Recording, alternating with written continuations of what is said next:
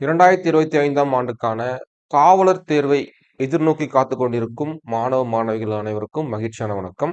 So இந்த பதிவு எதற்கான ஒரு பதிவு அப்படின்னா, வரக்கூடிய இந்த இரண்டாம் நிலை காவலர் தேர்வுக்கு எந்த வகையில ப்ரிப்பேர் பண்ணணும். இப்போ ஒரு எக்ஸாம் நம்ம ப்ரிப்பேர் பண்றோம் அப்படின்னா, ஒரு எக்ஸாமுக்கு நம்ம தயாராகி கொண்டிருக்கிறோம் அப்படின்னா, அதனுடைய ப்ரீவியஸ் இயர் கொஸ்டின் பேப்பர் சரிங்களா, இதற்கு முன்பு நடைபெற்ற வினாக்கள் எந்த வகையில கேட்டிருக்காங்க, எந்த சப்ஜெக்ட்ல அதிகமா அவங்க ஃபோக்கஸ் பண்ணியிருக்கிறாங்க, எந்த பாடத்திலிருந்து அதிகமான வினாக்கள் எடுக்கப்பட்டிருக்கு, இது போல ஒரு அனலைசிஸை நம்ம கண்டிப்பா கொண்டு வரணும். ஏன்னா அப்படி பண்ணா மட்டும்தான் நம்மளால வந்து ஒரு கரெக்டான ஒரு மெத்தட்ல, கரெக்டான ஒரு வழியில கரெக்டான பாடத்தை நம்ம படிக்க முடியும். சரிங்களா? இப்போ ஒரு சப்ஜெக்ட் பார்த்தீங்கன்னா வெயிட்டேஜ் கம்மியா இருக்கும், இன்னும் சப்ஜெக்ட் வெயிட்டேஜ் அதிகமா இருக்கும். நம்ம வந்து வெயிட்டேஜ் கம்மியா இருக்கக்கூடிய பாடத்துல அதிகமான ஒரு நேரத்தை செலவழிச்சு, வெயிட்டேஜ் அதிகமா இருக்கக்கூடிய பாடத்துல கம்மியா செலவழிச்சு வினாக்கள் வராம போகும். அப்போ ஒரு ஸ்ட்ராட்டஜி எது அப்படின்னா, தரம் பார்த்தல். முன்பு நடைபெற்ற வினாக்களை ஆய்வு செய்யணும் முதல்ல. சரிங்களா? எப்படின்னா, எப்படி கொஸ்டின்ஸ் மேக் பண்ணியிருக்கிறாங்க, எந்த பாடத்திலிருந்து அதிகமான வினாக்கள் வெளியே வந்திருக்கு, எந்த சப்ஜெக்ட் நம்ம அதிகமா ஃபோக்கஸ் பண்ணணும், எந்த சப்ஜெக்ட் ரொம்ப கம்மியா பண்ணா போதும், ஓரளவுக்கு முடிச்சா போதும் அப்படின்ற ஒரு அனலிட்டிக்கை நம்ம வந்து கொண்டு வரணும். ஸோ இந்த பதிவு அதற்கான ஒரு பதிவு தான். ஓகேங்களா? இது பாத்தீங்க அப்படின்னா ப்ரீவியஸ் இயர் கொஸ்டின் பேப்பர். ஓகேங்களா? 2023 நடைபெற்ற இரண்டாம் நிலை காவலர் தேர்வுக்கான நடைபெற்ற வினாக்கள் ஜிஎஸ் பத்தி நான் பேச போறேன். ஓகேவா? இந்த ஜிஎஸ் பார்க்கும்போது கிட்டத்தட்ட உங்களுக்கு 45 வினாக்கள் இருந்து கேட்பாங்கப்பா. சரியா? இந்த 45 வினாக்களும் சென்ற ஆண்டு 2023 ஆண்டு நடைபெற்ற தேர்வுல 45 வினாக்களுமே நோட் பண்ணீங்க. 45 வினாக்களுமே 6 to 10க்குள்ள இருந்து மட்டும் தான் கேட்டிருக்காங்க. 6 to 10th யார் லைன் பை லைன் கவர் பண்ணி முடிச்சிடுறீங்களோ அவங்க 45 வினாக்களும் சரியாக அடிக்க முடியும்.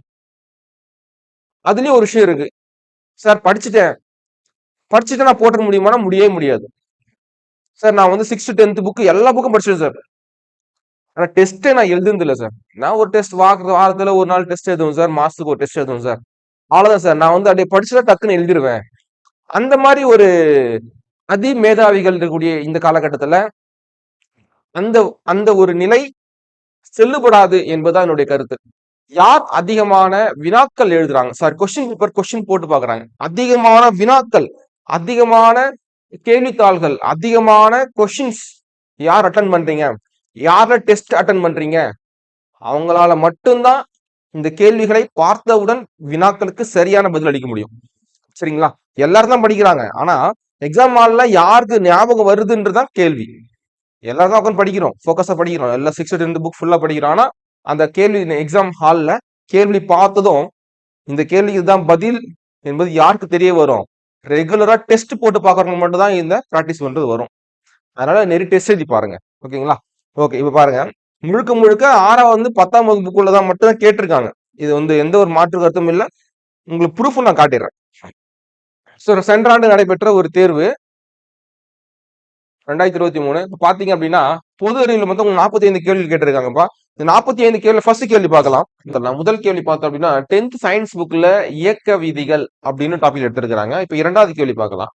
சோ இரண்டாவது கேள்வி பாத்தீங்க அப்படின்னா இந்த கேள்வி எங்க இருந்து எடுத்திருக்காங்க அப்படின்னா 10th ஜியோகிராஃபில, ஓகே, 10th ஜியோகிராஃபில இந்தியா வளங்கள் மற்றும் தொழிலகங்கள். ஓகேவா?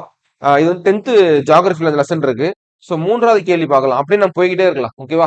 சோ இந்த வீடியோ பதில உங்களுக்கு ப்ரூஃப் காட்டுறேன். அதாவது வினாக்கள் எங்கிருந்து எடுத்திருக்கிறாங்க, பள்ளி பாட புத்தகத்தில் எங்கிருந்து எல்லாம் வந்திருக்கு, நம்ம வந்து அது பார்க்க போறோம். பிளஸ் ஒவ்வொரு சப்ஜெக்ட்ல இருந்தும் எவ்வளவு கேள்விகள் வந்திருக்கு கிளியரா பார்க்க போறோம், ஒரு அனலைஸ் பண்ண போறோம். இதன் அடிப்படையில நம்ம வரக்கூடிய தேர்வுக்கு எப்படி ப்ரிப்பேர் பண்ணலாம், எப்படி ஸ்ட்ராட்டஜி இருந்தா பயன்படுத்தலாம் பார்க்க போறோம். சரியா? இப்போ தேர்ட் கேள்வி பாருங்க. 6th புக்ல கேட்டிருக்காங்க. ஓகேவா? 6th civics. ஓகேவா? 6th சிவிக்ஸ்ல தேசிய சின்னங்கள் பாடல்கள் வந்திருக்கு. 4th கொஸ்டின்ஸ் பாத்தீங்கன்னா கரண்ட் அஃபேர்ஸ். ஓகேவா? சோ 5th பாத்தீங்க அப்படின்னா 9thல வந்து ஹிஸ்டரி புக், தொடர்கால தமிழ் சமூகமும் பண்பாடும். அடுத்து பாத்தீங்க அப்படின்னா 6th ஒன் 8th வர்த்தகத்தில் இருந்து பேரரசு வர 8th question. So 7th questions 6th one 7th பாத்தீங்க அப்படின்னா 9th சயின்ஸ் புக்ல நுண்ணுயிரிகள் அப்படின்னு பாடப்பிரிவுல இருக்கு. 8th 9th சயின்ஸ் புக்ல அதே பாடத்துல நுண்ணுயிரிகள் டாபிக்ல இது கவர் ஆகுது. ஓகேவா? அடுத்து 9th கேள்வி பார்க்கலாம். 9th பாத்தீங்க அப்படின்னா 8th சிவிக்ஸ் குடிமியல் பாடத்துல பாதுகாப்பு மற்றும் வெளியுறவு கொள்கையில இந்த பாடம் கவர் ஆகுது. 10வது கேள்வி கரண்ட் அஃபேர்ஸ் கொஸ்டின். 11வது கேள்வி பாத்தீங்க அப்படின்னா உங்களுக்கு 9th ஹிஸ்டரி புக்ல தொடக்க கால தமிழ் சமூகம் பண்பாடும் அப்படின்னு டாபிக்ல இது கவர் ஆகுது. இதுல வந்து கொஸ்டின் எடுத்துருக்காங்க. 12வது கேள்வி பாத்தீங்க அப்படின்னா 6th ஹிஸ்டரி புக் தமிழ்நாட்டின் பண்டைய நகரங்கள் அதுன்னு பாத்தீங்கன்னா காஞ்சிபுரம், மதுரை மற்றும் பூம்புகார் பத்தி கொடுத்திருப்பாங்க. அதுதான் வந்து கேள்வியும் கேட்டிருக்காங்க. 13வது கேள்வி பாத்தீங்க அப்படின்னா 6th ஹிஸ்டரி புக்ல சிந்து நாகரிகத்துல கேள்வி வந்திருக்கு. அடுத்து 14வது கேள்வி 8th சிவிக்ஸ் குடிமியல் படத்துல மாநில அரசு எவ்வாறு செயல்படுகிறது அந்த டாபிக்ல இது கேள்வி இருக்காங்க. இது வந்து பாத்தீங்கன்னா 10th புக்லயும் இருக்கு. ஓகேவா? அடுத்து 15th கொஸ்டின்ஸ் பாத்தீங்க அப்படின்னா 8th ஜியோகிராஃபில நிலப்பரப்பும் பெருங்கடலும் அந்த டாபிக்ல இருந்து கொஸ்டின்ஸ் எடுத்திருக்காங்க. 16வது கேள்வி 7 சயின்ஸ் புக்ல நம்மை சுற்றும் நிகழும் மாற்றங்கள்.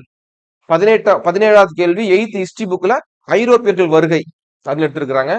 18வது கேள்வி பார்த்தோம் அப்படின்னா 10th சயின்ஸ் புக்ல ஒளியியல் பாடத்துல இருந்து ஒரு கேள்வி வந்திருக்கு. 19வது கேள்வி பாத்தீங்கன்னா 10th ஜியோகிராஃபில இருந்து இந்தியாவின் அமைவிடம், நிலத்தோற்றம் மற்றும் வடிகால் அமைப்பு இதுல இருந்து ஒரு கேள்வி வந்திருக்கு. 20வது கேள்வி பாத்தீங்க அப்படின்னா 10th சிவிக்ஸ் 10th குடிமையியல் பாடத்துல இருந்து இந்திய அரசியலமைப்பு முதல் பாடத்துல இந்த கேள்வி இருக்கு. சரியா? ஞாபகம் வச்சு. அடுத்து 21வது கேள்வி 10th தமிழ்ல இயல் 6வதுல பாத்தீங்கன்னா இந்த கேள்வி வந்திருக்கு. இது இந்த காமனான நம்ம எல்லா சயின்ஸ் புக்ல இருக்கும். தமிழ் சம்பந்தமான வரலாறு சம்பந்தமான பாடத்துல இது அமைஞ்சிருக்கும். ஓகேவா?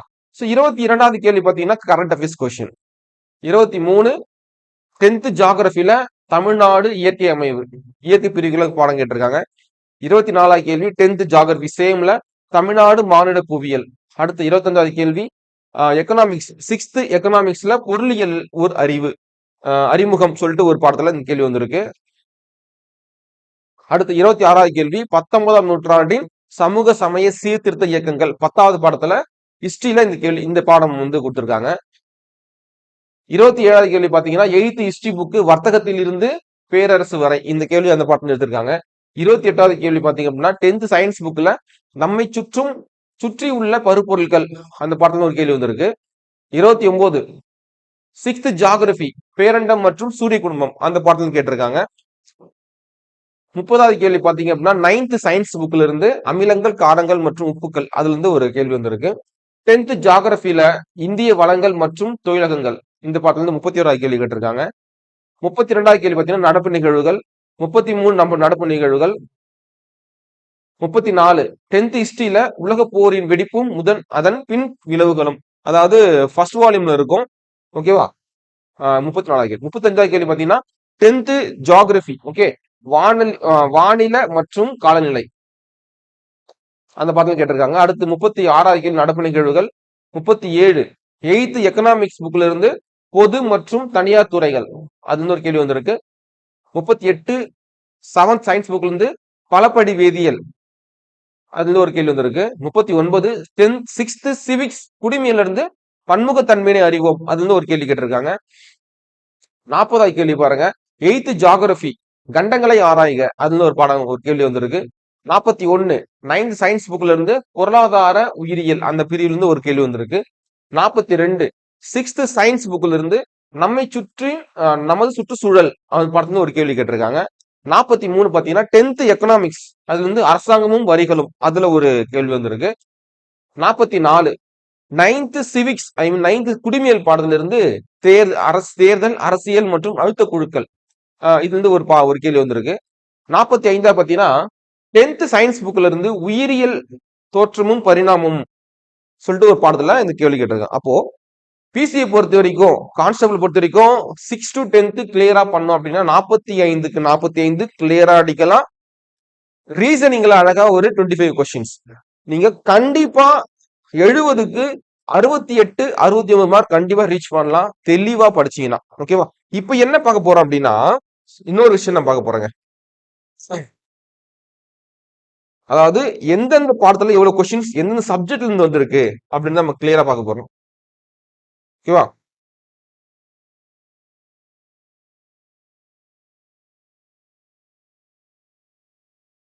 ஓகே. இது வந்து பாத்தீங்க அப்படின்னா உங்களுக்கு நல்லா இருக்கும்.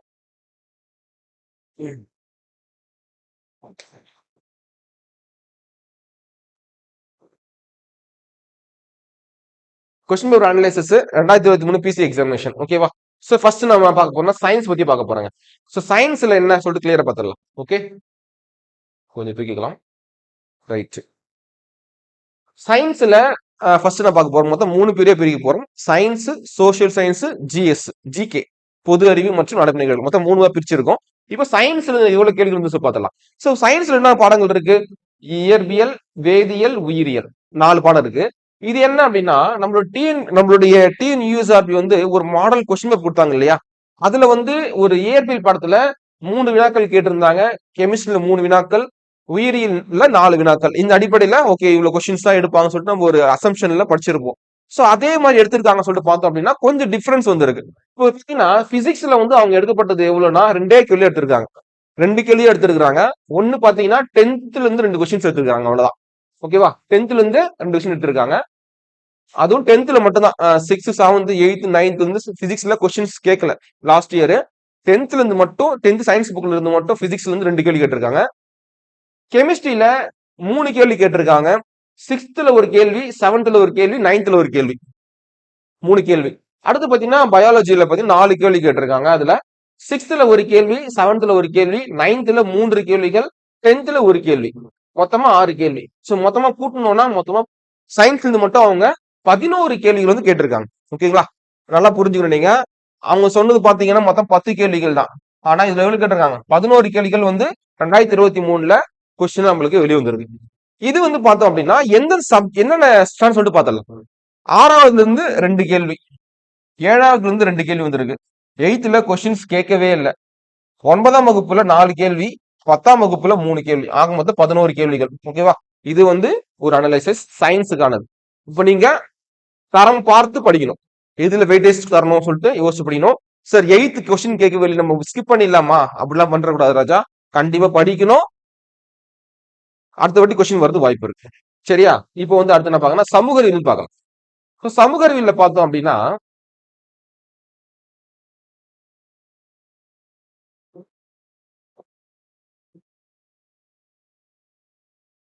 ஓகே சமூக அறிவியல் பார்க்கலாம். Social science.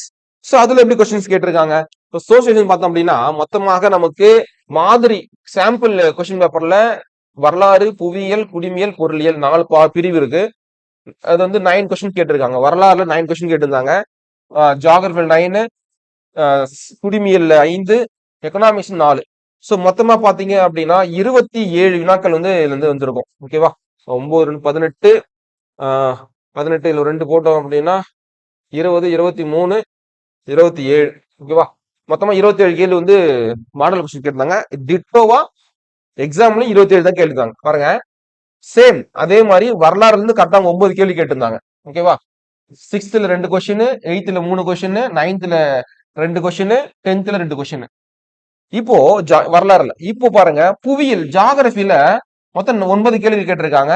ஜியோகிராஃபில 6th ஜியோகிராஃபில 2 question, 8th ஜியோகிராஃபில 2 question, 10th ஜியோகிராஃபில 5 question. அடுத்து பார்க்கலாம். குடிமியல் பாடத்துல 5 கேள்விகள். இதுல பாத்தீங்கன்னா 6 கேள்வி கேட்டிருக்காங்க. 6th குடிமியல்ல 2 கேள்வி, 8th குடிமியல்ல 2 கேள்வி, 9th குடிமியல்ல 1 கேள்வி, 10 குடிமியல்ல 1 கேள்வி, மொத்தமா 6 கேள்வி. அடுத்து பொருளியல்ல பாத்தீங்கன்னா 4 கேள்வி வந்து சாம்பிள்ல கொடுத்திருந்தாங்க. இதுல பார்த்தோம் அப்படின்னா இதுல பார்த்தோம் அப்படின்னா 3 கேள்விகள். அப்போ பொருளியல் கேள்வி கம்மியா இருக்கு, 3 கேள்வி கம்மியா இருக்கு. 6th பொருள் எக்கனாமிக்ஸ்ல 1, 8th எக்கனாமிக்ஸ்ல 1, 10th எக்கனாமிக்ஸ்ல 1. சோ மொத்தமா பார்த்தோம் அப்படின்னா மொத்தமா 6வதுல இருந்து 7 கேள்வி. ஓகேங்களா? சோ 6th புக்ல இருந்து உங்களுக்கு 7 கேள்வி கேட்டிருக்காங்க. 7th புக்ல கேள்வி கேட்கல. 8th புக்ல வந்து 8 கேள்வி கேட்டிருக்காங்க. 9th புக்ல இருந்து 3 கேள்வி கேட்டிருக்காங்க. 10th புக்ல இருந்து 9 கேள்வி கேட்டிருக்காங்க. ஆக மொத்தம் 27 கேள்விகள். ஓகேவா? இது சமூக அறிவியல் பாடத்துல இருந்து மட்டுமே உங்களுக்கு 27 கேள்விகள் கேட்டிருக்காங்க. ஓகேவா? சோ நெக்ஸ்ட் அடுத்து என்ன பார்க்க போறோம் அப்படின்னா பொது அறிவு.